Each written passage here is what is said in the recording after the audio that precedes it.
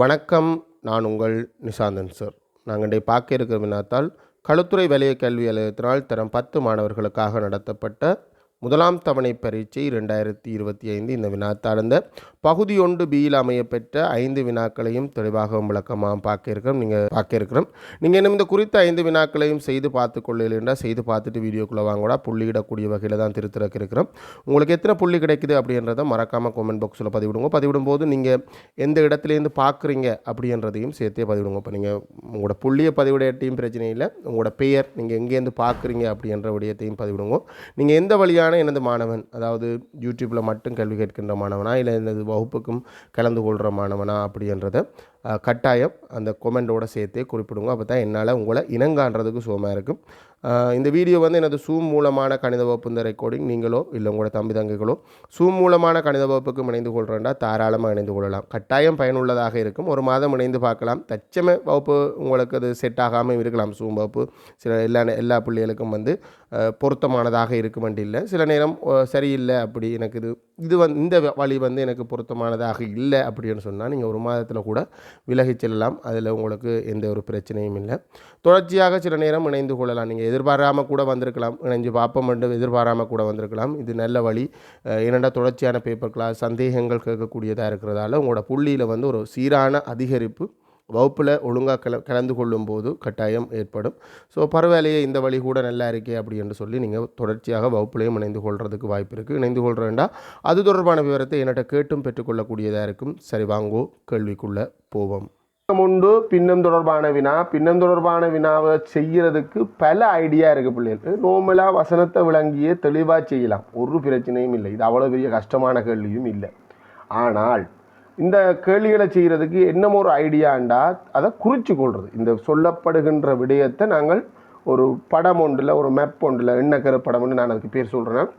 இந்த தரவுகளை அதை குறித்து கொள்றதுக்கு ஒரு படம் ஒன்றுக்கிறது. கிட்டத்தட்ட நீங்கள் பின்னுக்கு படிப்பீங்க, மரவரி படத்துன்னு ஒரு ஐடியா. மரவரி படமே அதுவும் ஒரு எண்ணக்கர படம் தான். தரவுகளை குறித்து கொள்கிற ஒரு முறை தான் நாங்கள் 10ஆம் ஆண்டு இந்த கடைசியில் படிக்கிற மரவரி படம் மாதிரி இருக்கும் கிட்டத்தட்ட. திலானி தன்னுடைய துணியில் 5இல் 1 பகுதியை துடைப்பான் செய்வதற்கும் 3இல் 1 பகுதியை மேசை விரிப்புக்காக ஒதுக்கினாள். அவர்கிட்ட ஒரு கொஞ்சம் துணி இருந்திருக்கு. அந்த துணியை எப்படி ஒதுக்குறா அப்படின்னு சொல்லியிருக்கு. மொத்த துணியில் மொத்தமாக எத்தனை மீட்டர் துணி இருக்குது அப்படின்னு இன்னும் தெரியல. அந்த மொத்தமாக இருக்கிற துணியில் 5இல் 1 துணி எடுத்து துடைப்பான் செய்வதற்கு, துடைப்பான்ன்றது எதை சொல்கிறாங்களோன்னு தெரியல, துடைப்பான் செய்வதற்காக எடுத்துக்கொள்கிறான். 5இல் 1 மொத்த துணிಯಿಂದ 5இல் 1 எடுத்து துடைப்பான் செய்வதற்காக ஒதுக்குறான். நம்ம எங்கட இந்த எண்ணக்கிற படத்தில் நாங்கள் செய்கிற ஒரு சின்ன வித்தியாசம் என்னென்றாடா, இந்த பக்கத்தில் ஒரு பிரக்கெட்டை போடுவோம். பக்கத்துக்குள்ள பிரக்கெட்டுக்குள்ளே போட்டு அதுலேயும் திரும்பவும் பின்னம் எழுதுவோம். அந்த பின்னம் என்னண்டா அது முழுவதும் பின்னம். இங்கே தந்தது முழுவதும் பின்னம் தான். ஸோ அப்படியே 5இல் 1 தான் பெறும். 5இல் 1 துடைப்பான் செய்கிறதுக்கு பயன்படுத்தப்பட்டது. திரும்ப 2வது மேசை விரிப்பு செய்கிறதுக்காக ஒதுக்குறாளே, அந்த பகுதி எது இந்த பின்னம் அப்படின்றத தான் நாங்கள் பார்க்கணும். 3இல் 1 அது இந்த 3இல் 1ன்றதை ஒரே நேராக எழுதுறதுக்காக இப்படி இந்த வடிவத்தில் எழுதியிருக்கு. வழக்கமாக நாங்கள் 3இல் 1 இப்படி தானே பார்ப்போம். அதே 3இல் 1 பகுதி என்ன முன்னுக்கு போட்டு சரிவு கோடு போட்டு 3 போட்டால் இதுவும் 3இல் 1 தான் அர்த்தம். அது அந்த டைப்பிங் பண்ணுறது சுகத்துக்காக அப்படி செஞ்சுருக்கா. அப்புறம் அதை குழப்பிக்கொள்கிறேன் இல்லையா. 3இல் 1 பகுதியை மேசை விரிப்புக்குமாக ஒதுக்கினான். இப்போ கேள்வி என்னென்னா 3இல் 1 ஓகே, ஆனால் எது இந்த 3இல் 1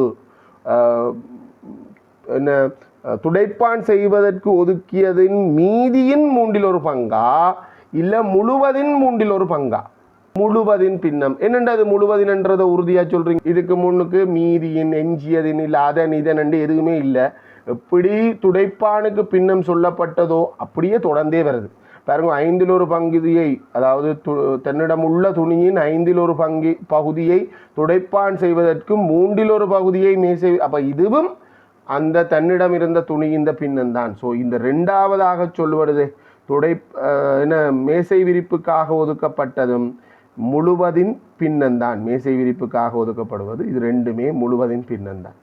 இந்த 2 செலவும் போக இருக்கிற மீதியைத்தான் அவ வேறு செலவுகளுக்காக பின்னர் மீதி துணியின் அப்படின்னு வருது பாருங்க. மீதியின் இனித்தான். அப்போ நம்ம கட்டாயம் இந்த 2 துணியையும் செய்கிறதுக்கு 2 செலவுகளுக்குமாக செலவான துணியை கண்டு அதுக்கு பிறகு மீதி காணும். மீதி துணி அது முழுவதும் என்ன பின்னம்ன்றதை காண வேண்டியிருக்கு. டக்குன்னு நேர போட இல்லாது, இரண்டை கூட்டுறதுல பகுதியின் சமன் இல்லாத அந்த பிரச்சனை இருக்குது. மீதியின் அரைப்பங்கை இந்த முறை சொன்ன அந்த அரைப்பங்குன்றது முழுவதின் அரைப்பங்கு இல்லை, முழுவதின் அரைப்பங்கு இங்கே இருக்கவும் மாட்டுது. மீதியின் அரைப்பங்கை, மீதியின் எல்லாம் ஒன்று தானா, அரைப்பங்கை கைக்குட்டை செய்வதற்கும் ஒதுக்கினாள். அப்போ இந்த முறை கைக்குட்டை செய்வதற்காக ஒதுக்கப்பட்டது முழுவதின் அரைவாசியோன்னு கேட்டால் இல்லை, இங்கே போட்டது மீதியின் அரை. முழுவதின் என்ன பின்னம்ன்றது மீதி கண்டு பின்ன பெருக்களுக்குள்ளால தான் பெறலாம். அதுக்கு பிறகும் மீதியாக இருக்க போது அது என்ன செய்ய போகிறாவோ அது அவையில பொறுத்தது எங்களுக்கு தெரியாது. அதை அந்த கேள்வியோடு தான் நாங்கள் போய் பார்க்கணுமா. கேள்வி என்ன போகையில் தானே எங்களுக்கு சொல்லப்பட்ட வரைக்கும் நாங்கள் தரவுகளை குறிச்சிருக்கிறோம், ஒதுக்கினார். முதலாவது கேள்வி, துடைப்பானுக்கும் மேசை விரிப்புக்கும் ஒதுக்கிய துணியின் அளவானது மொத்த துணியின் என்ன பின்னம்? உதாரணத்துக்கு ஒரு கதைக்கு சொல்கிறேன். துடைப்பான் செய்கிறதுக்கு ஒரு 3 மீட்டர் துணியும் மேசை விரிப்பு செய்கிறதுக்கு 5 மீட்டர் துணியும் ஒதுக்கப்பட்டிருக்குண்டா மொத்தம் எவ்வளவு துணி ஒதுக்கப்பட்டிருக்குன்னு கேட்டால் நாங்கள் மொத்த துணியை காண்றதுக்கு என்ன செய்வோமோ அதே வேலையை தான் பின்னத்திலையும் செய்வோம்.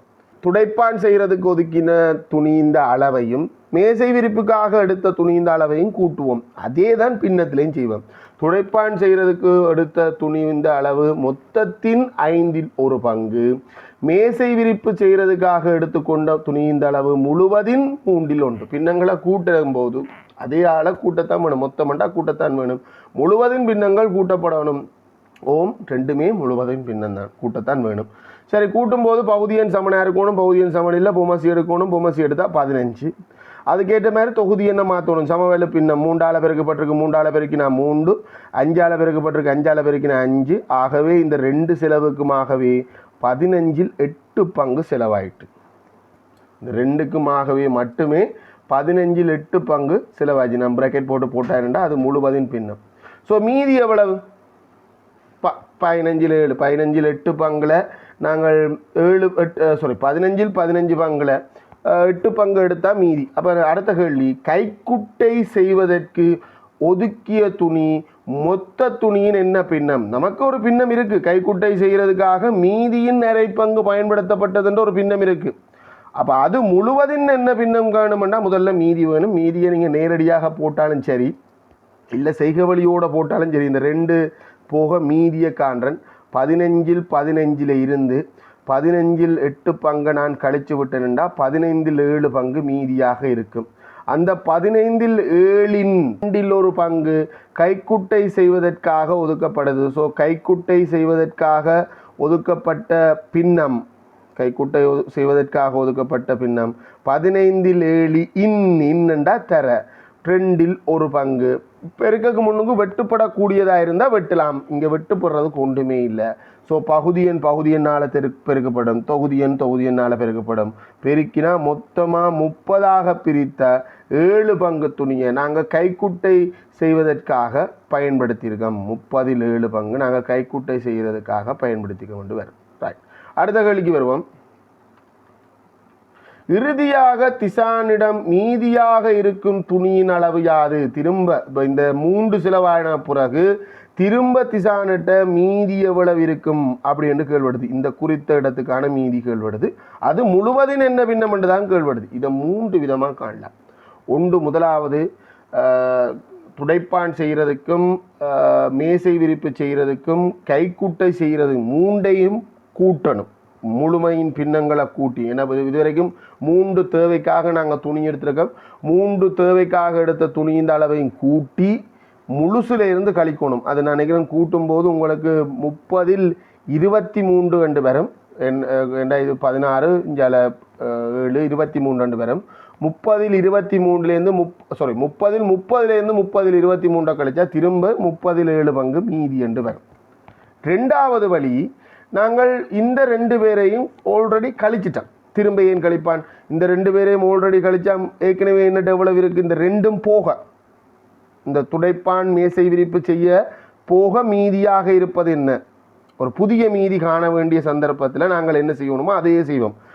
இப்போ நாம் ஒரு கடைக்கு போகிறோம், ஏற்கனவே 2 பொருட்களை வாங்கிட்டு நான் காசை கொடுத்து மிச்சமும் வாங்கிட்டேன். இப்போ உதாரணத்துக்கு நான் 200 ரூபாய்க்கு ஒரு பொருள் 600 ரூபாய்க்கு ஒரு பொருள் வாங்கினேன். ஸோ என் டோட்டல் பில் 800 ரூபா ஆயிட்டு. நான் 1000 ரூபா கொடுத்து 200 ரூபா பேலன்ஸ் என் கைக்கு வந்துட்டு. இப்போ நான் வெளியில் கடையை விட்டு வெளியில் வரும்போது எனக்கு ஒரு 50 ரூபாவுக்கு தேவையான ஒரு கிளிப் தேவைப்படுது. சரிதானே? சரி, அந்த கிளிப்பை வாங்க வேண்டிட்டு அந்த திரும்ப பேலன்ஸ் எவ்வளோ வரும், கிளிப்பை வாங்கின பிறகு திரும்ப மீதி எவ்வளோ வருமெண்டா பொதுவாக எல்லாரும் செய்கிறது 200லேருந்து 50 கழிப்போம். எங்கள்கிட்ட கையில் இருக்கிற காசுலேருந்து அதை ஏற்கனவே கொடுத்த நடந்த செலவுக்கெல்லாம் கழிச்சாச்சு தானே. அதை விட்டுட்டு நாங்கள் மீதியை காண்றதுக்கு அந்த கடைசி 50 ரூபாவை மட்டும் ஏற்கனவே வந்த மீதியிலேருந்து கழிச்சுடுவோம். 200லேருந்து 50 கழிச்சு விட்டால் 180. இதை விட்டுட்டு முதல் ஒரு 800 ரூபாவுக்கு பொருள் வாங்கினது இப்போ ஒரு 50 ரூபா, 850 ரூபா, 1000 ரூபா கொண்டு போனான். 1000லேருந்து 850 ரூபா கழிச்சாலும் 180 வரும். இது ரெண்டாவது வழி. ஸோ திரும்ப மீதி காண்ற சந்தர்ப்பத்தில் நாங்கள் ஏற்கனவே கண்ட மீதியில் இருந்து அதுக்கு பிறகு எடுத்ததை கழிச்சு விடலாம். அதுக்கு பிறகு எடுத்ததுன்றது கைக்குட்டை செய்வதற்காக எடுத்தலாம். கைக்குட்டை செய்வதற்காக எடுத்தது 2 பின்னம் இருக்கே, மீதியின் அரை பங்கண்டும் இருக்கு, முழுவதின் 37 பங்கண்டும் இருக்குது. நம்ம கழிக்கும் போதும் கூட்டும் போதும் முழுமையின் பின்னங்கள் தான் கழிக்கணும். ஸோ 37 தான் கழிக்கலாம். பிரேக்கெட்டுக்குள்ள போட்டிருக்க முழுமையின் பின்னங்கள் கழிக்கைக்கு என்ன நடக்கும்டா, பகுதியின் சமனில் பொமஸ் எடுத்தோணும் 30. இது 30 2ஆல் பெருக்கிப்பட்டிருக்கு. 2ஆல் பெருக்கி நான் 14. 14ல் 7 போனால் 37 பங்கு திரும்ப அவர்கிட்ட மீதியாக இருக்குமென்று வரும். இதை விட நான் இவ்வளோ காலம் இதைத்தான் செய்யுங்கோன்னு சொல்கிறேன். நான் இதை விட பிள்ளைகள் இப்போ இதை நல்ல தெளிவாக செய்யக்கூடியதாக இருக்குண்டா இதை கூட பின்ன பெருக்கல்ல காணலாம். மீதியின் அரைப்பங்க கைக்குட்டைகள் செய்வதற்காக அவர் எடுத்திருந்தா திரும்ப இருக்கிற மீதியின் என்ன பின்னம், இது இந்த என்ன பின்னம், இந்த 2 கிளையா பிரியுதானேடா. அதில் அரைவாசி இங்கே வந்துட்டேன்டா, மற்ற அரைவாசி திரும்பவும் மீதியாக இருக்கும். ஸோ இந்த ஒரு கிளை பிரிஞ்சாடா முழுசு வரணும். ஸோ இதில் அரை வரும்.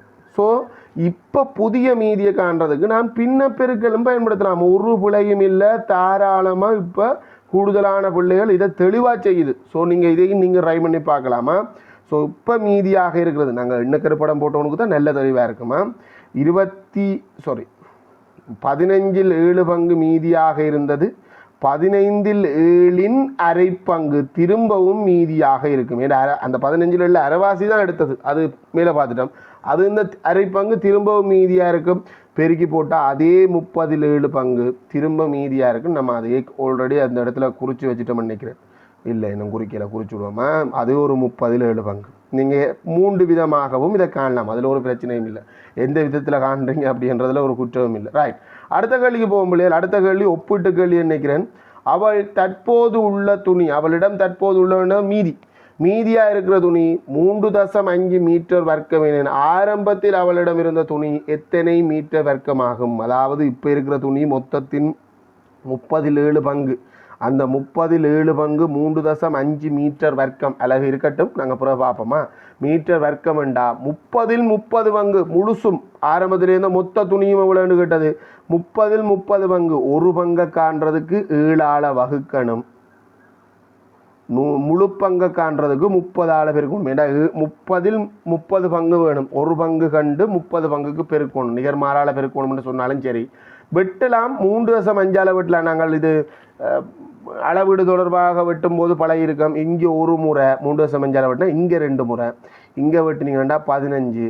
என்ன அலகு வரும், மேலே என்ன போட்டிருக்கோமோ அதே அலகு 15 மீட்டர் வர்க்கம் துணி அவர்கிட்ட இருந்திருக்கு அப்படின்ற அர்த்தம்.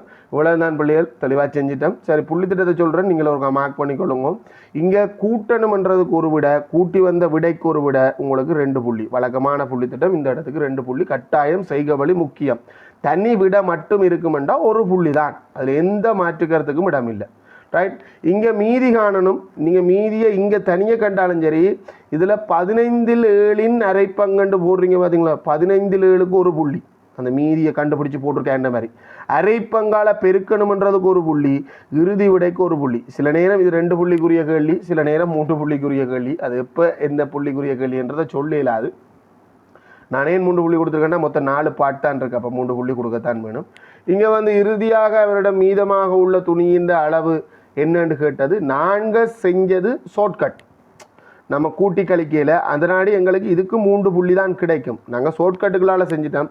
சில புள்ளிகள் மொத்தமாக பயன்படுத்தப்பட்ட துணியை கண்டு முழுமையிலேருந்து கழிக்கலாம், இல்லை ஏற்கனவே கண்ட மீதியிலேருந்து கழிக்கலாம். அது எந்த வழியில் செஞ்சுருந்தாலும் செய்க வழியோடு செய்திருந்தால் 3 புள்ளி வரும். ஆனால் தனி விட தான் இருந்ததுன்றா 1 புள்ளி தான், அதில் எந்த மாற்றமும் இல்லை. ஒப்பிடணுமன்றதுக்கு 1 புள்ளி, இறுதி விடைக்கு 1 புள்ளி, ஒட்டுமொத்தமாக இந்த குறித்த வினாவுக்கு 2 புள்ளி. பகுதி இந்த முதலாவது வினாவுக்கு 10க்கு உங்களுக்கு எத்தனைன்றதை வினாத்தாளில் மார்க் பண்ணுங்க, நாங்கள் டோட்டலாக கலெக்ட் பண்ணி எடுப்போம். ரைட்.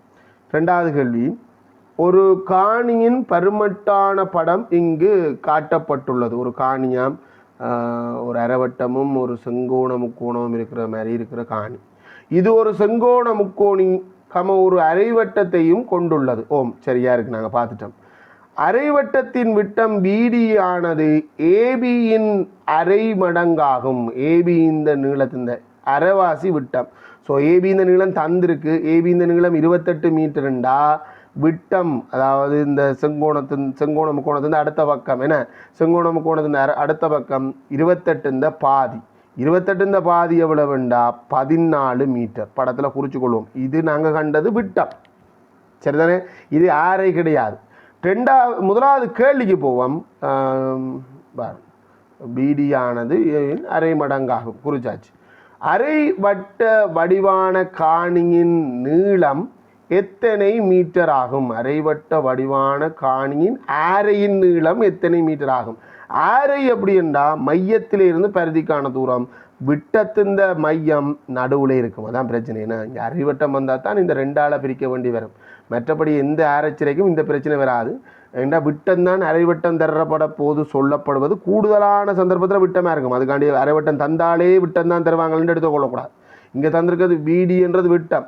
அப்போ ஆரை வேணுமெண்டா அது இந்த பாதி 14 பாதி 7 மீட்டர். எங்களுக்கு சின்ன விஷயம், அதை படத்தில் குறிப்போம் வேண்டாடா. இதை நம்பித்தான் அங்கால அடுத்தடுத்த கணக்கு செய்ய போகிறோம். ஸோ பிழைச்சிடக்கூடாது. 7 மீட்டர். ரைட். அடுத்தது ஏடியின் நீளம் 31 மீட்டர் எனின் இக்காணியின் சுற்றளவை காண்க. இப்போ ஏடியின் நீளம் நம்ம காண வேண்டிய அவசியம் வரையில் இது கொஞ்சம் என்ன சொல்கிறது, கிட்டத்தட்ட தான் 31 மீட்டர் வரும். இது பைதகரஸ் தேற்றத்தை திருப்திப்படுத்தக்கூடியதாக இருக்கணும். கிட்டத்தட்ட தான் 31 மீட்டர் வரணும். ஏன்னா செம்பக்கத்தின் வர்க்கம் ஏனைய 2 பக்கங்களின் வர்க்கங்களின் கூட்டுத்தொகைக்கு சமன். ஸோ அப்படி பெருக்கி வரும்போது நான் நினைக்கிறேன் இது 31க்கு கிட்ட வரும். துல்லியமான 31 இருக்காது. ஸோ அன்னளவாக 31 மீட்டரின் காணிந்த சுற்றளவு. காணிந்த சுற்றளவுண்டா சுற்றியுள்ள நீளம். சுற்றியுள்ள நீளத்தில் இப்போ 2 நீளம் தெரியும், 3வது ஒரு வில்லுந்த நீளம் நமக்கு தெரியாது. சுற்றியுள்ள அந்த வில்லுந்த நீளத்தை காணணும். அதை கண்டுட்டு தான் வருவோம். சரி, இப்போ வில்லுந்த நீளத்தை எப்படி காண்றது அப்படின்றது தான் எங்கிட்ட இருக்கிற கேள்வி. வில்லுந்த நீளத்தை எப்படி காணலாம்? வட்டத்தை பொறுத்த வரைக்கும் 2 சூத்திரம். நாங்கள் தேவையில்லாமல் கண்ட பாட்டுக்கு கிணக்க யோசிக்கக்கூடாது. வட்டத்தின் பரிதியின் நீளத்துக்கான சூத்திரம், அது பை டி என்றில் ஸ்டார்ட் பண்ணி அது எப்படி 2πr ஆனது அப்படின்றதெல்லாம் விளக்கம் கொடுத்துருக்கேன். நீங்கள் நல்ல ஒரு மினக்கட்ட வீடியோ நீங்கள் வேணும்னா அதை பார்க்கலாம். நான் உங்களுக்கு வேணும்னா ஷேர் பண்ணுறேன், கேட்டால் நான் அனுப்பி விட்றேன். சரிதானே? வட்டத்தின் பரிதி இந்த நீளம் முதல்ல சி சமன் பை டி என்று சூத்திரம் வந்து அதை நாங்கள் கடைசியாக 2πr அப்படின்னு மாற்றிட்டோம். அதே மாதிரி வட்டத்தின் பரப்பளவு ஏ சமன் பையார் வர்க்கம். அது எப்படி வந்தது? குட்டி குட்டியாக அரைச்சிரைகளை வெட்டி அதை செவ்வகமாக மாற்றி அது ஒரு பையார் வர்க்கம் என்ற சூத்திரம் வந்தது. இப்போ எனக்கு அரைச்சிரையில் குறித்த வில்லுந்த நீளம் வேணுமெண்டா அந்த பங்கால பெருக்கணும். அரைவட்டம் வேண்டா அரைவாசி, காவட்டம் வேண்டா காவாசி. ஒரு சாதாரணமான ஒரு அரைச்சிரை இருந்தால் தர 360 மேல் தீட்டா வில்லுந்த நீளம். பரப்பளவும் அதே தான், பின்ன பெருக்களுக்குள்ளால வரும். நாங்கள் தேவையில்லாமல் ஒவ்வொன்றுக்கு ஒவ்வொரு சூத்திரம் பாடமாக்கவும் கூடாது. ஆகவே நம்ம முதல்ல வில்லுந்த நீளம் கண்டே போவோம். வில்லுந்த நீளம் முழுவட்டமாக இருந்தால் 2πr, அது இந்த அரைவாசி அரைவட்டம். நீங்கள் 360 மேல் தீட்டா பயன்படுத்தினாலும் சரி, சில நேரம் அரையோ இல்லை அந்த 360 மேல் தீட்டாவையோ முன்னுக்கு பெருக்கினாலும் பிழை இல்லை. சில 360 மேல் தீட்டா தர 2πr ஒரு பிரச்சனையும் இல்லை. நான் பின்னால் போடுறேன். முழுவட்டத்தின் பரிதி இந்த நீளத்தின் அரைவாசி என்ற மாதிரி அப்படியே போடுறேன். 2 பைக்கு பதிலாக 22 கீழ் 7, ஆரைக்கு பதிலாக இப்போ தான் கண்டு நாங்கள் 7 மீட்டர். ஏனெண்டா காணாமல் வந்திருந்தோம்னா கூடுதலான சந்தர்ப்பத்தில் பிளவுறதுக்கு வாய்ப்பு இருக்குது. அரைவட்டம் என்று வந்தாலே கொஞ்சம் கவனமாக இருந்தாலே அந்த பிழை தவிர்க்கப்பட்டுரும். ஸோ வில்லுந்த நீளம் மேலே கீழே பொதுவான காரணி எல்லாம் பட்டினா 22 மீட்டர். இப்போ எனக்கு தேவை சுற்றளவு தான். சுற்றளவுன்றது சுற்றி உள்ள நீளம். பியிலேருந்து துவங்குறமெண்டு வெப்பமன் 28, அங்கால 31, அதோட 22 கூட்டணும். ஒன்றுக்களை கூட்டி நான் 11 ஒன்றை போட்டு ஒரு மிச்சம் 3, 6, 8 81 மீட்டர் இந்த காணி இந்த சுற்றளவாக இருக்கும். மூன்றாவது கேள்விக்கு போவோம். இக்காணியின் பரப்பளவை காண்க. இங்கே காணி 2 பாட்டாக பிரிஞ்சிருக்கு, ஒன்றும் பிரச்சனை இல்லை. அரைவட்டத்தின் பரப்பளவையும் இதுக்கு ஒரு கூட்டுத்தலை ஒரு அரைவட்டத்தின் பரப்பளவையும் முக்கோணத்தின் பரப்பளவையும் கண்டு கூட்டி விட்டா சரி. அரைவட்டத்தின் பரப்பளவை 2 பகுதியாக பிரிப்போம். அரைவட்ட பரப்பளவு, அரைவட்ட வடிவ காணி இந்த பரப்பளவுன்னா முழுவட்ட காணி இந்த பரப்பளவு பையார் வர்க்கம். ஸோ அது இந்த அரைவாசி. நீங்கள் வேணுமெண்டா அரை தர பையார் வர்க்கம், இல்லை 360 மேல் தீட்டா தர பையார் வர்க்கம், இல்லை பின்னால் 360 மேல் தீட்டா, அது எப்படி போட்டாலும் பிரச்சனை இல்லை. அரைவட்டம் முன்னாடி தர அரை. பைக்கு பதிலாக 22/7 ஆரையின் வர்க்கம். ஆரையின் வர்க்கம் எவ்வளோட? ஆறு எவ்வளவு? ஆரை 7. அப்போ 7 வர்க்கம் 7 தர 7 2 தரம் போடுவோம். தர அது இந்த அரைவாசி. பெருக்கக்கு முன்னுக்கு வெட்டப்படக்கூடியண்டா 7 மேலும் வெட்டுப்படும் ஒரு முறை 2ஆல் 22 வெட்டலாம் 11 முறை ஒரு முறை. இப்போ வெட்டுப்படாமல் இருக்கிறேன்டா 2 பேர் 11 மேலு மேலே தான், கீழே இல்லை. கீழே எல்லாருமே வெட்டுப்பட்டுட்டேன், பகுதியன் ஒன்றுமே இல்லை, அது போடவும் தேவையில்லை. 11 7ஆல் பெருக்கினா 77 மீட்டர் வர்க்கம். முக்கோணத்தின் பரப்பளவுக்கான சூத்திரம் அரைதர அடிதர செங்குத்துயரம். இப்போ எங்களுக்கு எது அடி எது செங்குத்துயரம் அப்படின்றதான் பிரச்சனை இருக்குது. இது ஒரு செங்கோண முக்கோணம். செங்கோண முக்கோணத்தில் நாங்கள் செங்கோண முக்கோணம்னு சொன்னது, ஆனால் படத்தில் குறிக்கையில் செங்கோண முக்கோணம்ண்டா செங்கோணத்தை ஆக்குகின்ற ஒரு பக்கத்தை நான் செங்குத்துயரமாக கருதினேன்டா மற்ற பக்கம் அடி. ஏன் சார் இது மட்டும்தான் அடியும் செங்குத்துயரமாக இருக்கணுமெண்டா? இல்லை, இந்த உச்சியிலேருந்து என்ன ஒரு செங்குத்துயரம் கீறலாம். அது இந்த ஏடிக்கு கீறணுமெண்டா அது ஏடி செங்குத்துயரமாக அப்போ அடியாக இருக்கும். அது சந்தர்ப்பத்தை பொறுத்து. இப்போ எனக்கு செங்கோண முக்கோணத்தில் அடி ஒரு பக்கத்தை நான் செங்கோணத்தை ஆக்குகின்ற ஒரு பக்கத்தை செங்குத்துயரமாக எடுத்ததால் மற்ற பக்கம் அடியாகும். ஸோ அடி 28, செங்குத்துயரம் 14 7. செங்குத்துயரம் இந்த இதை நான் அடியாக எடுத்துட்டேன் 14. புற அங்கே போட்ட 7 கொண்டு வந்து மறந்து மாறிச்சாரு, இங்கே போட்டுறாதீங்க. 14 பெருக்கக்கு முன்னுக்கு ஏதோ ஒன்று தான், கீழே மேலே பொதுவான காரணி வெட்டப்படும். நான் 14 வெட்டுறேன், எனக்கு பெருக்கிறதுக்கு சும்மா இருக்கும் 7. நீங்கள் 28 வெட்டி 14 தர 14 அப்படி போட்டிருந்தாலும் 196 வந்திருக்கும். அதில் ஒரு பிரச்சனையும் இல்லை. 56 6 போட்டு 5 மிச்சம் 14 5 19 196 மீட்டர் வர்க்கம். ஆகவே மொத்த பரப்பளவு எனக்கு தேவை. மொத்த பரப்பளவு 196 77 கூட்டணும். இப்படியே போடு. எனக்கு எங்களுக்கு இப்படி கூட்டுறது சுகம். 3 ஒரு மிச்சம் 10 7 ஒரு மிச்சம் 2 273 மீட்டர் வர்க்கம் இந்த காணி இந்த மொத்த பரப்பளவாக இருக்கும். அரைவட்ட பகுதியின் பரப்பளவுக்கு சமனான பரப்பளவை கொண்ட நம்ம அரைவட்ட பரப்பளவு இந்த பரப்பளவு கண்டு வச்சுக்க 77 மீட்டர் வர்க்கம் செங்கோண முக்கோண வடிவ பகுதியானது நாங்கள் இதோடு இணைத்து கொள்ள போகிறோம். அப்படின்னா வெளியில் எக்ஸ்ட்ராவாக வெளியில் வரப்போகுது. பக்கம் ஏபியை கொண்டதுமாக செங்கோண முக்கோண பகுதி இந்த ஒரு பக்கம் ஏபியாக இருக்கும். அப்போ நாங்கள் செங்கோண முக்கோண பகுதி ஒன்றை கொண்டு வர போகிறோம். ஏபியில் பக்கம் இருத்தல்ன்றது இப்படி முழுசாக இருக்கணும், இல்லை இடையில நின்றுருக்கலாம். ஆனால் ஏபியை பக்கமாக கொண்டிருக்கணும்னா கட்டாயம் அந்த ஏபி முழுமையாக அந்த நாங்கள் வாங்க போகிற காணி இந்த ஒரு பக்கமாக இருக்க வேண்டும். ஏபியை கொண்டதும் ஒரு பக்கம் செங்கோண முக்கோண வடிவ பகுதியானது பக்கம் ஏபியை கொண்டதாக புதிதாக இணைக்கப்பட்டால் அதன் அகலத்தை கண்டு படத்தில் பருமட்டாக குறித்து காட்டுவோம். ஒரு செங்கோண முக்கோணத்தில் நம்ம இந்த செங்கோணத்தை ஆக்குகின்ற ஒரு பக்கம் ஏபி என்று எடுத்துட்டா அடுத்த பக்கம் இங்கேயும் இருக்கலாம், சரிதானே? இங்கேயும் இருக்கலாம். இதில் 2 விதமான படம் கீறினாலும் உங்களுக்கு சரிதான் போடணும். நான் இந்த பக்கம் கீறினா அந்த காணி கொஞ்சம் வடிவாக பார்க்குறதுக்கு கொஞ்சம் வடிவான சேப்புக்கு வரும். ஸோ இப்படி செங்கோண முக்கோண வடிவ பகுதி காணியை நாங்கள் புதிதாக வாங்குகிறோம். இங்கேயும் இருக்கலாம் இல்லையா? நான் சொன்ன மாதிரி தான் மற்ற மாதிரியும் இந்த படம் இருக்கலாமா? மற்ற மாதிரின்னா அது இந்த மாதிரி ஷேப்லேயும் பெறும். ஸோ அது கொஞ்சம் ஷேப் நல்லா இருக்காது. இந்த நாடி நான் இந்த மாதிரி கதைக்கிறேன். நீங்கள் 2 விதமான விடைக்குமே உங்களுக்கு சரிதான் வரும். இந்த விடை தான் சரியண்டு இல்லை, மற்ற விடைக்கும் உங்களுக்கு சரிதான் வரும். சரி, இப்போ எங்களுக்கு ஒரு செங்கோண முக்கோணத்தை அளவீடுகளோட குறித்து காட்ட வேண்டி இருந்தால் அது என்ன அளவீடு? செங்கோண முக்கோணத்துக்கு எது அளவீடு? பக்க நீளங்களை சொல்கிறதுண்ணே. பக்க நீளத்தில் செங்கோண முக்கோணத்துக்கு எந்த பக்க நீளம் அந்த பரப்பளவை காண்ற சூத்திரத்தில் நாங்கள் பயன்படுத்துகிற ஆக்கள் வேணும். அடியும் செங்குத்துயரமும். அப்போ அடியும் எங்களுக்கு ஒரு ஆள் தெரியும், செங்குத்துயரம் தெரியும். அப்போ அடி இந்த நீளத்தை எக்ஸ் என்று போடுவோம். எங்களுக்கு என்னென்னு இந்த எக்ஸை காணலாம் அப்படின்றதான் விஷயம். இந்த வாங்கின காணி இந்த பரப்பளவு தெரியும். அரைவட்டது இந்த பரப்பளவுக்கு சமனானது. ஸோ அரைவட்டது இந்த பரப்பளவு எவ்வளவு? 77. அப்போ இந்த காணி இந்த பரப்பளவும் 77 மீட்டர் வர்க்கம். ஸோ இதை வச்சு கொண்டு தான் அந்த எக்ஸை காணப்போகிறோம். இந்த குறித்த 77 மீட்டர் வர்க்கம்ன்றதை வச்சு கொண்டு தான் எக்ஸை காணப்போகிறோம். முக்கோணத்தின் பரப்பளவு சமன் அரைதர அடிதர செங்குத்து உயரம். முக்கோணத்தின் பரப்பளவு எங்களுக்கு தெரியும் 77 என்று விட வருது. அரை என்றது அரைதான், அடி நம்ம அதைத்தான் தேடி வாரம் எக்ஸ்ன்னு போட்டிருக்கேன். செங்குத்து உயரம் 28. செங்குத்து உயரம் 28. வெட்டக்கூடியதாக இருக்குது வெற்றன். வெட்ட முடியாட்டி தான் நம்ம யோசிக்கணும். வெட்டக்கூடியதாக இருக்குது வெற்றன் 14 வரும். ஸோ 14 எக்ஸ் சமன் 77 எனக்கு ஒரு சமன்பாடு கிடைக்கும். எக்ஸை காணணுமெண்டா 14 77 வகுக்கணும். மேலேயும் கீழேயும் 7 வெட்டலாம். இங்கே 11 முறை, இங்கே 2 முறை. 11 2 வகுத்தா 5.5 மீட்டர் வரும். அதை கண்டதோடு மட்டும் விடாமல் அதை கொண்டு போய் படத்துலையும் குறிக்கணும். இந்த இடத்துல 5.5 மீட்டர். ரைட். நான் உங்களுக்கு ஏற்கனவே சொன்ன மாதிரி தான் பிள்ளைகள் அடுத்த விடையும் உங்களுக்கு குறித்து காட்டணும். ஏன்னா திருத்துற பணி உங்களுடைய பணியாக இருந்ததால் இப்படி குறிக்கிறது மட்டும்தான் சரியான விடையண்டு இல்லை. செங்கோண முக்கோணம் இப்படியும் வரலாம். ஸோ இந்த மாதிரி இந்த இடத்துல இந்த மாதிரி ஒரு முக்கோணத்தை குறிச்சிட்டு இங்கே 5.5 மீட்டர் போட்டிருந்தாலும் அதுவும் சரிதான். ஆனால் இந்த மாதிரி பார்க்கும்போது ஒரு காணி மாதிரியே தெரியல, நல்ல வடிவம் இல்லை. அதனாடி நான் அந்த படத்தை மற்ற மாதிரி மாற்றி விட்றேன். நீங்கள் எப்படி குறிச்சிருந்தாலும் பர்மனெண்ட்டான படம் சார் இது என்ன சார் கொஞ்சம் 5.5 மீட்டர்ன்றீங்க, நாங்கள் எக்கச்சக்கமான நீளம் மாதிரி போட்டுட்டோமே அப்படின்னா அது பிரச்சனை இல்லை. இது பெரும்படியான படம் நாடி நாங்கள் எப்படி குறித்தாலும் எங்களுக்கு அது சரிதான். சரிதானே பிள்ளைகள்? இதுக்கு புள்ளித்திட்டம் சொல்கிறேன்னு ஒருக்கா மார்க் பண்ணிக்கொள்ளுங்க. உங்களுக்கு 7 மீட்டர் அப்படின்றத காண்றதுக்கு ஒரு புள்ளி தான், அது பெரிய கஷ்டமான பகுதி இல்லை. அதே மாதிரி வில்லுந்த நீளத்தை காண்றதுக்கு 2 புள்ளி, சுற்றளவை காண்றதுக்கு இந்த பிரதிவிடலுக்கு ஒரு புள்ளி, இறுதி விடைக்கு ஒரு புள்ளி, சுற்றளவை காண்றதுக்கு ஒரு புள்ளி, 3 புள்ளி வரும்.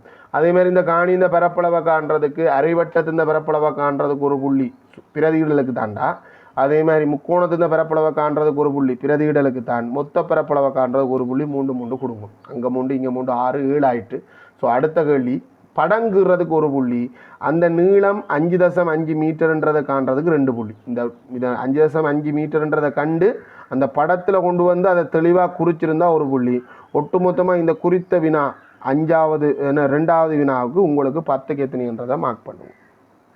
வினா இலக்கம் 3 ஏ பகுதி பி பகுதி என்று 2 பாட்டாக பிரிஞ்சிருக்கு. ஏ பகுதியில் வந்து மனிதனால் தொடர்பான கேள்வி. ஒரு மைதானத்தை சுற்றி வேலி அமைப்பதற்கு 8 மனிதர்களுக்கு 15 நாள் தேவைப்படும் என திட்டமிடப்படுது. முதற்கட்டமாக 7 மனிதர்கள் பிளான் பண்ணினது 8 மனிதர்களுக்கு 15 நாள் தேவை என்ற இருந்த வேலையை 7 மனிதர்களை கொண்டு 12 நாள் வேலை செஞ்சாச்சு. முதலாவது கேள்வி, மேலே குறிப்பிட்ட வேலை எத்தனை மனித நாள் ஆகும்? அது என்ன மனித நாள் என்று கேட்டால், ஒரு மனிதனை மட்டும் நான் வேலையில் அமர்த்துவேன்டா, இந்த குறித்த ஒரு மனிதன் இந்தளவு வேலையையும் செய்து முடிக்கிறதுக்கு எத்தனை நாள் எடுக்குமோ அதுதான் மனித நாள். தனியும் ஒரு மனிதன் மட்டும் செஞ்சா 8 மனிதர்களும் சேர்ந்து தான் 15 நாள் எடுத்தது. அப்போ ஒரு மனிதனுக்கு தனியும் அதில் இருக்கிற ஒரு ஆள் தனியாக 15 8 பேர்ட்ட வேலையும் செய்கிறதுக்கு எத்தனை நாள் எடுக்கும்? இல்லைன்னா இது என்ன ஒரு விதமாக புரிஞ்சு கொள்ளலாம். இந்த மனித நாள் அப்படின்றது என்னண்டா, ஒரு மனிதனுக்கு ஒரு நாள் செய்யப்படுற ஒரு குறித்த வேலை மாதிரி எத்தனை மடங்கு ஒரு நாளில் ஒரு மனிதனால் எவ்வளோ வேலி அமைக்கலும் ஒவ்வொருக்கும் ஒன்றுக்கும் ஒரு கணக்கு இருக்குது பிள்ளைகள். இதை வந்து அனுபவமான ஆட்கள் கண்டுபிடிப்பாங்க. அந்த வேலையோட அந்த தொழிலோட அனுபவம் இருக்கிறார்கள் அதை கண்டுபிடிப்பாங்க. அவங்கெல்லாம் மதிப்புடுறது. ஸோ இப்போ இங்கே இந்த வேலை இந்த மொத்த அளவை காணணுமெண்டா 8 மனிதர்கள் 15 நாள் அதை பெருக்கும்போது மனிதர் தர நாள் தான் மனித நாள். அப்போ 15 அப்படி என்னும் போது 40க்கு 0 போட்டு 4 மிச்சம் 8 4 12 120 மனித நாள் வேலை அங்கே இருக்குது. அதாவது 120 சம்பள காசு எடுத்து வைக்கணும். ஒரு நாள் கூலி இப்போ 2000 ரூபாண்டா 120 2000 ரூபா எனக்கு தேவை, அதான் விளக்கம். இல்லை 3000 ரூபாண்டா அதுக்கேற்ற மாதிரி. முதற்கட்டமாக வேலை செய்யப்பட்ட பின் எஞ்சிய வேலையின் அளவு எத்தனை நாள்? ஆனால் செய்யப்பட்ட வேலையை முதல் காணுவோம். செய்யப்பட்ட வேலை என்னண்டா 7 மனிதர்கள் 12 நாள் வேலை செஞ்சுருக்காங்க. பிளான் பண்ணினது 8 மனிதர்கள், ஆனால் வேலை செஞ்சது 7 மனிதர்கள். ஸோ செய்யப்பட்ட வேலை 7 மனிதர்கள் 12 நாள் வேலை செய்கிறாங்க. அப்போ 7 12 அப்படி என்னும் போது 14 நாளை போட்டு இது 7 மயவாட்டுக்குமா 84 அப்படின்னு வரும். 84 மனித நாள் வேலை முடிஞ்சு. அப்போ மீதி தான் கேட்டது. அப்போ மீதி என்ன மொத்த வேலை 120 மனித நாள் வேலை, அதில் 84 மனித நாள் வேலை முடிஞ்சதுன்னா கழிக்கணும். இதில் அவசரப்பட்டு கழிச்சா உங்களுக்கு தேவையில்லாத ஒரு பிழை வரும். 46 விட போடுறதுக்கு கூட வாய்ப்பு இருக்குது. ஆனால் பிழைன்னு நினைக்கிறேன். கழிக்கும்போது கடன் எடுக்கணும் 10 10லேருந்து 4 போன 6 கடன் எடுத்ததால் இங்கே 11. 11 1 கடன் திரும்ப கடன் எடுக்கும்போது 11 3 36 மனித நாள் வேலை இன்னும் செய்ய இருக்குது. அதாவது ஒரு மனிதன் ஒரு நாள் செய்கிற வேலைன்னு 36 மடங்கு வேலை கிடக்கு. மிச்சம் ஓரளவுக்கு நிறைய வேலை முடிஞ்சு. மீதமுள்ள வேலையினை திட்டமிட்டபடி குறித்த நாளில் செய்து முடிக்க வேண்டுமாயின் எத்தனை நாள் பிளான் பண்ணாங்க? மொத்தமாக 15 நாளில் முடிக்கிறதுன்னு பிளான் பண்ணாங்க. ஆனால் ஏன் 15 நாளில் முடியாது? ஆக்களை குறைவாக போட்டு வேலை செஞ்சு கொண்டிருக்கோம். நம்ம பிளான் பண்ணின ஆக்கள் 8 பேருக்கு பிளான் பண்ணினாங்க. ஆனால் ஆக்கள் இந்த எண்ணிக்கை இப்போ குறைவாக இருக்குது. ஸோ நாங்கள் அதனாடி கொஞ்சம் கூடுதலான நாள் தான் போய்கொண்டிருக்க வந்து சொல்கிறேன், இல்லை நீங்கள் 15 நாளில் முடிக்கிறோன்னு சொன்னீங்க, 15 நாளில் முடிச்சு தரணும்னு சொல்லியாச்சு. அப்போ 12 நாளுக்கு பிறகு தான் இந்த பிரச்சனையை நாங்கள் முகம் கொடுக்குறோம். திட்டமிட்ட நாட்களில் வேலையை முடிக்க வேண்டும் என்று சொன்னால் மேலும் எத்தனை நபர்களை வேலைக்கு அமர்த்த வேண்டும்? கவனம், இந்த கேள்வி மேலும் என்று வந்தால் கொஞ்சம் கவனமாக. மேலும் எத்தனை நபர்களை வேலைக்கு அமர்த்த வேண்டும்? முதல்ல எத்தனை பேர் தேவை என்று முதல் பார்ப்போம். இன்னும் எத்தனை நாளில் வேலை முடிக்கணும்? 3 நாளில் முடிக்கணும். 12 நாள் முடிஞ்சுது. மொத்தமாக பிளான் பண்ணது 15ஆவது நாளில் முடிச்சு தரேன்னு சொன்னான். ஸோ இன்னும் 3 நாள் தான் வேலைக்கு இருக்குது. இந்த 3 நாளில் மீதி இருக்கிற 36 மனித நாள் வேலையே முடிக்கணும். ஆகவே 36 மனித நாள் வேலையை 3ஆல் வகுக்கணும். 3ஆல் டிவைட் பண்ணால் ஒரு நாளில் 12 மனித நாள் வேலை முடியணும்.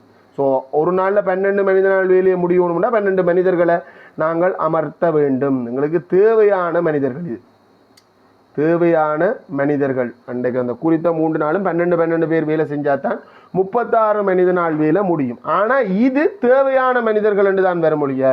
மேலும் எத்தனை நபர்கள் என்றா ஆல்ரெடி வேலை செஞ்சு கொண்டு வர்றதை விட எக்ஸ்ட்ராவாக எத்தனை பேரை சேர்க்கணும்? ஆல்ரெடி எத்தனை பேர் வேலை செஞ்சு கொண்டு வர்றான்? 8 பேரா 7 பேரா? 7 பேரா? என்ன பிறகு அந்த பிளான் பண்ணினது 8 பேராக இருக்கட்டும், ஆனால் வேலை செஞ்சு கொண்டு வர்றது 7 பேர் தான். ஸோ 7 பேருக்கும் இதிலேருந்து நான் இப்போ 12 பேர் ஆக்கணுமெண்டா மேலதிக மனிதர்கள் இந்த எண்ணிக்கை 12லேருந்து 7 கழிச்சா 5 மனிதர்களை மேலதிகமாக நாங்கள் சேர்க்கணுமென்று வரும். அந்த 5 மனிதர்கள்ன்றது தான் எங்களுக்கு தேவையான விட. ரைட். அடுத்தது பி பார்ட், ஒரு சின்ன சதவீதம் தொடர்பான, ஏன்னா இது சதவீதத்துக்குரிய பகுதி, எண்களுக்குரிய பகுதி. அது எண்ணா சதவீதம், நேர்மாறு விதசமன் எல்லாம் பெறும், நேர் விதசமன் எல்லாம் பெறும். அதுலேருந்து சதவீதத்துக்குரிய கேள்வி. ஒரு பொருளை 5520க்கு விற்பதனால் 8% நட்டம் ஏற்படும் எனின் அப்பொருளின் கொள்விலை யாது? நட்டம் என்றா என்ன என்றதை முதல் தெளிவாக விளங்கு. நாங்கள் வாங்கின விலையிலேருந்து பொருளை குறைத்து விற்பதால் ஏற்படுவது தான் நட்டம். அப்படி விற்பதால் விற்ற விலை 5520 ரூபாய். அப்படி விற்கும்போது 8% நட்டம் ஏற்படுது. ஸோ நட்டம் எவ்வளவுண்டு கண்டா அதை கூட்டினா கொள்விலை வரும். இது பொதுவான ஐடியா. ஆனால் இப்போ நட்டத்தை காண்றதுக்கு கூடுதலாக பிள்ளைகள் செய்கிற வேலை தான் பிள்ளை என்னென்னா 5520 8% காணுவீங்க. அங்கே தான் பிளவுங்க. லாப நட்டம் என்பது முதலீட்டின் சதவீதம். நம்ம எவ்வளவு காசு போட்டோமோ கொள்விலை, அதாவது பொருளை வாங்குறதுக்கு தானே முதலிடணும். ஸோ நான் வாங்கின விலையிருந்து 8% நட்டமாக போச்சு. இதில் கூடுதலான பிள்ளைகள் செய்கிற வேலை என்னென்னா இது இந்த 8% கண்டு கூட்டும். நட்டத்தை கண்டு கூட்டினா வரும்ன்றது சரியான நட்டத்தை காண்ற முறை பிள்ளை. அப்போ இதுக்கு வேறு வழி இல்லை. இது ஒப்பிட்டுக்கள். ஏன்னா எனக்கு அது தெரியலை. என்னோட எக்ஸெண்ட் வச்சு நீங்கள் அது ஒரு சின்ன சமன்பாடு உருவாக்கலாம். அங்கெல்லாம் மினக்கெட தேவையில்லை. நட்டம் என்பது நாங்கள் பொருளை வாங்கின விலையே 100% எடுத்துக்கொள்கிறோம். அதாவது முதலிட்டதை 100% என்றா அதில் 8% நமக்கு வரலை. அப்போ தான் அது நட்டமாக இருக்கும். மீதி இருக்கிற 92%க்கும் வந்தது. 8% லொஸ்டாக மிச்சம் இருக்க 92% வந்தது. அந்த 92% தான் எவ்வளவு? 5520 ரூபா. ஸோ 92% 5520 ரூபாய் என்று சொன்னால் மொத்தம் நான் முதலிட்ட மொத்த பணம் எத்தனை சதவீதம்? 100%. அப்போ முதலிட்ட மொத்த சதவீதம் என்றும்போது அந்த 100% காணணும். 1% காண்றதுக்கு 92ஆல் பிரித்து 100ஆல் பெருக்குவேன். கட்டாயம் இது ஏதோ ஒரு முழுவன் நல்ல ஒரு ஃபேன்சி நம்பராக தான் வரும். அப்போ கட்டாயம் வெட்டுப்படும்னு நம்பு. போகுமே 90 பேரண்டா 54 பார்க்கும் போகுது. வெட்டுப்படணும், கட்டாயம் வெட்டுப்படணும். 90 இந்த மடங்குலேயே போங்க. 520 தானே. 90 இந்த மடங்குல 6 மடங்கு போங்க பாப்போம். 90 இந்த 6 மடங்குண்டேக்கு 54 அங்கால 12 சரியா இருக்கு பாருங்க. 552ன்றது 92 இந்த 6 மடங்கு. 52 12 2 போட்டு ஒரு மிச்சம் 54 3 55. அங்கால இருக்கிற சைவரும் 60 மடங்கு மொத்தமாக 5520 92 வகுத்தா 1% 60 ரூபாண்டு வரும். 100% 60 100 பெருக்கினா ஸோ இவர் அந்த பொருளை வாங்கினது 6000 ரூபா. வேணுமெண்டா இப்போ வாய்ப்பு பாருங்க 6008% 480 ரூபா கழிச்சா சரியாக இருக்குது. ஸோ இவர் இந்த கொள்வியில் 6000 ரூபாண்டு வரும். சரி புள்ளித்திட்டத்தை சொல்கிறேன் மார்க் பண்ணிக்கொள்ளுங்க. இது முதலாவது மனிதனால் பெருக்கணுமன்றதுக்கு ஒரு புள்ளி, இறுதி விடைக்கு ஒரு புள்ளி, 2 புள்ளி, நேரடியாக போட்டிருந்தாலும் 2 புள்ளியும் கொடுங்க. சில என்ன செய்யப்பட்ட வேலை எவ்வளோன்னு கண்டதுக்கு இதுக்கு ஒரு புள்ளி, கழித்து இந்த விட கொடுக்கணுமன்றதுக்கு 2 புள்ளி, 3 புள்ளி கொடுங்கவா. மீதியாக எஞ்சிய வேலை இந்த அளவு. அடுத்தது மேலும் எத்தனை மனிதர்கள் தேவை என்று கேட்டிருந்தது. உண்மையாக கணக்க புள்ளி கொடுக்கலாம், ஆனால் கணக்க புள்ளி கொடுக்கலாத நான் கொடுத்து தான் ஆகணும் என்றால் பேப்பர் இந்த பி பகுதியில் இந்த லோட் குறைவாக இருக்கிறதால நான் கொடுக்க வேண்டியிருக்கு. தேவையான மனிதர்கள் இந்த எண்ணிக்கை காண்றதுக்கு தேவையான மனிதர்கள் இந்த எண்ணிக்கை 12 காண்றதுக்கு ஒரு புள்ளி, பிறகு மேலதிக மனிதர்கள் இந்த எண்ணிக்கை 5 காண்றதுக்கு 2 புள்ளி கொடுங்க. உண்மையாக 2 புள்ளிக்குரிய கேள்வி தான், வேறு வழி இல்லை, நாங்கள் கொஞ்சம் கூடவா கொடுக்குறோம். ரைட். 92% இவ்வளவு என்று சொன்னால் 100% இந்த கோவை 92ஆல் பிரித்து 100ஆல் பெருக்கணுமன்றதுக்கு ஒரு புள்ளி, இறுதி விடைக்கு ஒரு புள்ளி, 2 புள்ளி கொடுங்க. குறித்த இந்த வினாவுக்கு உங்களுக்கு 10க்கு எத்தனைன்றதை மார்க் பண்ணுங்க. 4வது வினா புள்ளி விரவியல்லேருந்து தரவுகளை வகை குறித்தலும் விளக்கம் அளித்தலும் வட்ட வரைவிலேருந்து வந்திருக்கு. குறித்த வகுப்பின் முக்கியமான 4 பாடங்களில் மாணவர்கள் விருப்பங்களை ஆராய்வு செய்யப்படும். உனக்கு என்ன பாடம் இந்த 4ல் உனக்கு எது ரொம்ப பிடிக்கும் அப்படின்னு கேட்டிருக்கு. ஒரு வட்ட வரைவில் காட்டப்பட்டுள்ளது. ஆங்கிலம், வரலாறு பாடங்களை விரும்பும் மாணவர்களின் எண்ணிக்கை சமன். ஆங்கிலத்தையும் வரலாறையும் விரும்புகிற மாணவர்கள் இந்த எண்ணிக்கை சமன் என்றால் அவர்கள் அந்த வட்ட வரைவில் அவைகளுக்காக ஒதுக்கப்பட்ட அளவு சமன். அளவு சமன் என்றது அவைகளுக்காக ஒதுக்கப்பட்ட ஆரைச்சிறை கோணம் சமனாகணும். அப்போ ஆங்கிலத்துக்கும் வரலாறுக்கும் ஒரே அளவான ஆரைச்சிறை கோணம் கொடுப்போம். அது தெரியல, இப்போதைக்கு எக்ஸ்டெண்ட் மார்க் பண்ணணும், தினலையும் தந்தால் அது அங்கால பார்ப்போம். எண்ணிக்கை சமனா. மற்றும் விஞ்ஞான பாடத்தை விரும்பும் மாணவர்களின் ஆரைச்சிறை கோணம் 60 பாகை ஆகும். அந்த மார்க் பண்ணிக்கொள்வோம். 60 பாகை. இங்கே பாகைக்கு பதிலாக 6ல் ஒரு பங்கினர் விஞ்ஞான பாடத்தை விரும்புகிறேன்றவன் நாங்கள் அந்த ஆரைச்சிறை கோணத்தை கண்டு கூட வந்திருக்கலாம். 360 பாகையில் 6ல் ஒரு பங்கு நாங்கள் விஞ்ஞானத்துக்கு கொடுக்கணும். ஸோ 360 6ல் ஒரு பங்குண்டு போகும்போது அதுவும் 60 பாகைண்டு இந்த 60 பாகையை சுற்றி கூட வந்திருக்கலாம். ஆனால் எங்களை நேரடியாக தந்தாச்சு. வரலாறு பாடத்தை விரும்பும் மாணவர்களின் ஆரைச்சிறை கோணம் இது ஒரு சின்ன சமன்பாடு. ஒரு உச்சியை சுற்றி ஒரு புள்ளியை சுற்றி மொத்த மையத்தில் உள்ள ஆரைச்சிறை கோணங்கள் இந்த மொத்த கூட்டுத்தொகை 360 பாகை. 2x சக 60 எக்ஸாக எக்ஸண்டே போட்டிருக்கலாம் 90. 4 கோணமாக 2x உண்டா சேர்த்து போட்டுட்டேன். 360 வரணும். 60 90 180. ஸோ 2x சமன் 360லேருந்து 180 கழிக்கணும். 180 கழிச்சா எங்களுக்கு 210 வரும்.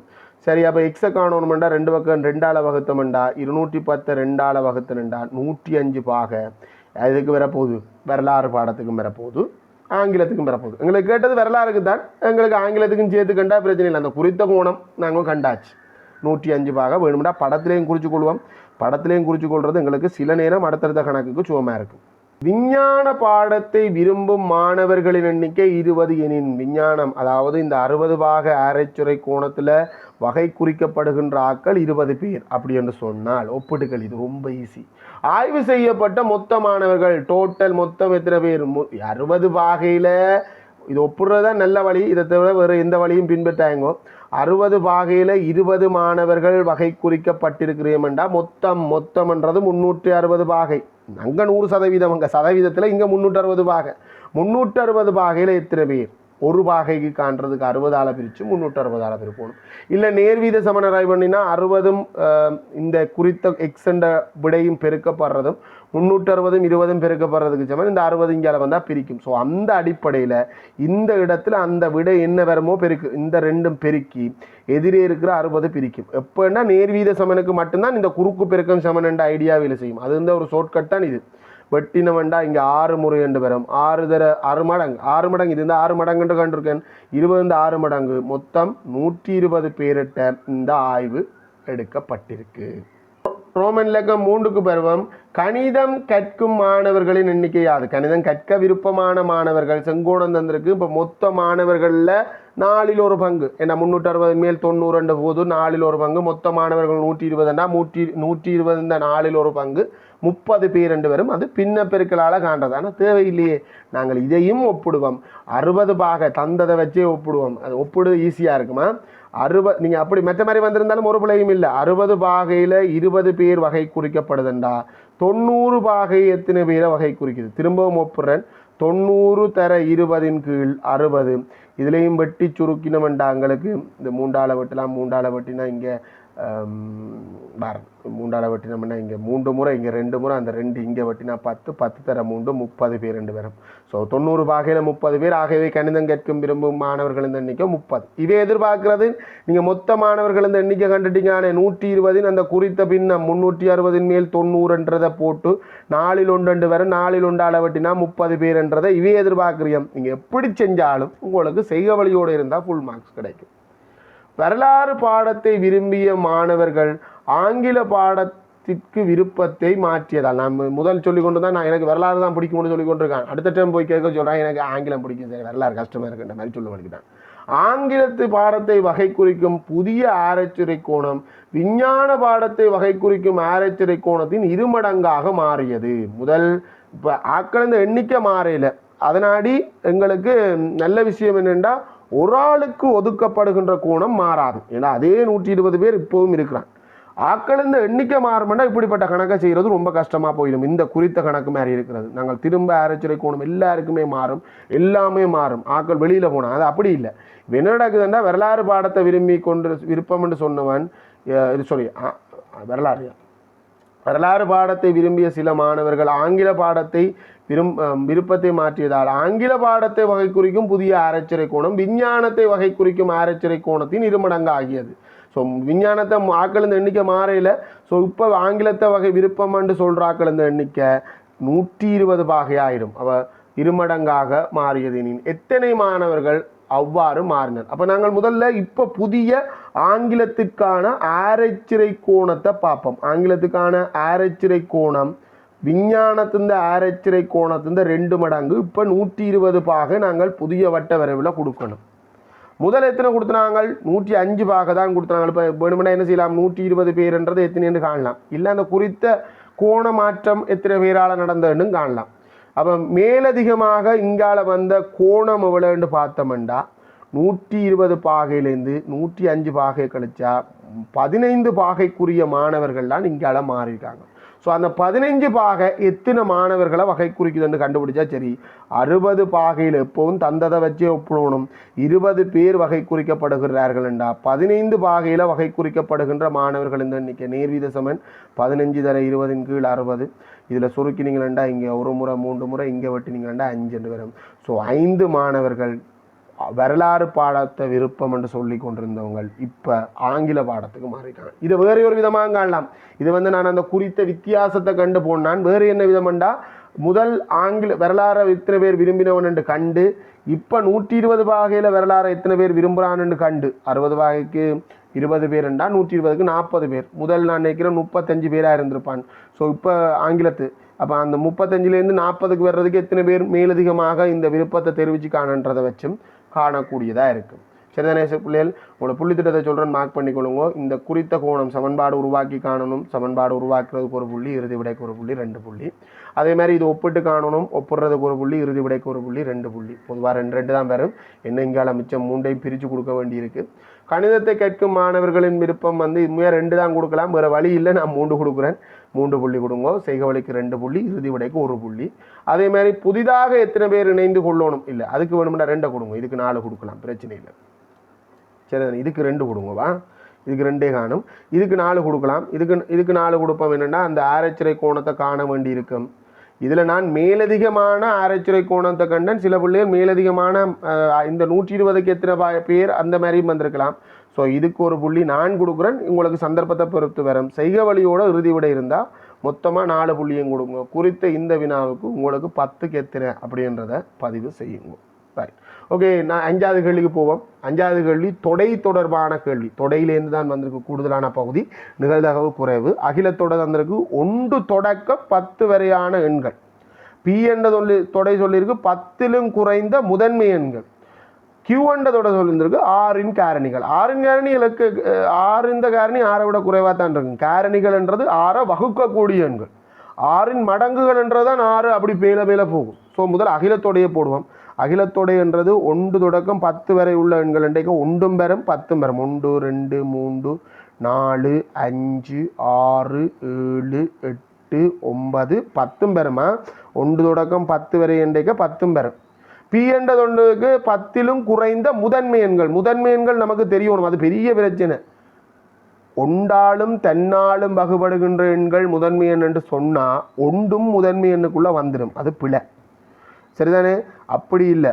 முதன்மை எண் என்றது உண்மையான வரைவிலக்கணம் முதன்மை எண்ணுக்கான சரியான வரைவிலக்கணத்தின்படி பார்த்தோம்னா 2 காரணிகள் இருக்கணும். கட்டாயம் 2 காரணிகளை மட்டும் கொண்டுள்ள எண். அப்போ அந்த அடிப்படையில் வரைவிலக்கணத்தின்படி சரியான வரைவிலக்கணத்தின்படி பார்க்கும்போது 1 முதன்மை எண் இல்லை. 2 3 5 7 இவ்வளவு தான் 10லும் குறைந்த முதன்மை எண்கள். Q 6இன் காரணி. 6 வகுக்கக்கூடிய எல்லா எண்களும் Q இந்த மூலமாக வரும். இதில் சில பிள்ளைகளுக்கு 1 வரும், 1 டவுட் வரும். 1 6 வகுக்கும் தானே 6 முறை. 1 ஒரு காரணி, 2 ஒரு காரணி, 3 ஒரு காரணி, ஏன் 6ம் ஒரு காரணி. ஸோ மொத்தம் 6 இந்த காரணி என்றைக்க 4 காரணிகள் 6 மீதியின்றி வகுக்கக்கூடிய 4 வழி இருக்குது.